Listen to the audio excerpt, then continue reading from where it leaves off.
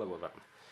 Пропадна обидот на Гаши да ја деблокира Собраниската комисија за социјална политика, демографија и млади. Пратеникот од Европскиот фронт Бејџан Илјас одби да председава со денешната седница, откако председателот на Собранието некого назначи по оставката од експредседателката Илире Даути.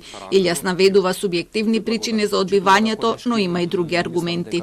Поради болест на член од моето семејство сум спречен да присуствувам на работните тела и пленарната седница на Собранието. Но да имав можност да присуствувам, веројатно немаше да го примам одлуката на председателот, поради тоа што јас очекував најмалку да се консултираат со мене и сум на ставот дека станатата ситуација во Комисијата за социјална политика, млади и демографија мора да има разврска, значи треба да се седне и да се избира председателот и во врска со тоа не гледам причина со вакви делегирања да се води една важна комисија како што е поменатата комисија.